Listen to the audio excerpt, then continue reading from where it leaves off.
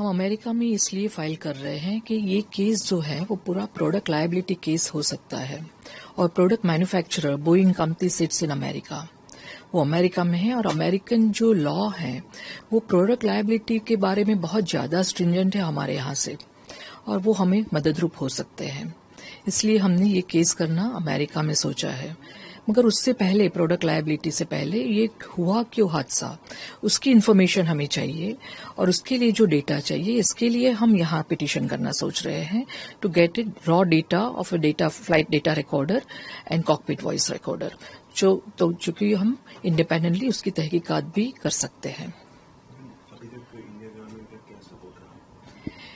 अभी तक तो इंडियन गवर्नमेंट से कोई सपोर्ट नहीं है, मगर हमें सपोर्ट यही चाहिए तो इनके in the interest, larger interest, Indian government ये देखे कि ये जो इन्वेस्टिगेशन जो हो रहा है वो बहुत ही ट्रांसपेरेंट और बहुत ही सही मायने में अच्छी तरह से फेयर एंड फ्री हो।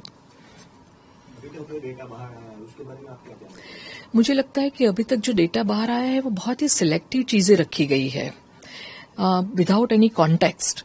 ये सिलेक्टिव चीजें क्यों रखी गई है ये मेरे समझ में नहीं आ रहा है। ये मुझे लगता है कि ये जो डेटा और ये जो रिपोर्ट बाहर आया है वो कुछ जवाब देने के बजाय बहुत सारे सवाल खड़ा करता है।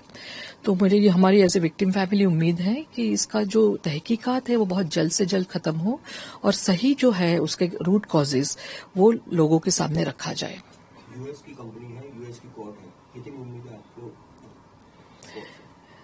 न्याय की उम्मीद तो भी रख रहे हैं यूएस कोर्ट में। यूएस में बहुत ही डेटा प्रोडक्ट लायबिलिटी के बारे में लॉज बहुत ही स्ट्रिक्ट है और वहां छोटी से भी छोटी चीज चलाई नहीं जाती है। तो हमें उम्मीद है कि प्रोडक्ट लायबिलिटी का अगर केस बनता है तो यूएस कोर्ट उसको बहुत ही सीरियसली ले और हमें न्याय दे। अगर वहां से न्याय नहीं मिलता है तो आगे आपका रुख क्या होगा? आगे जिस तरह से आएगा वो देखेंगे। Will take a call as it comes.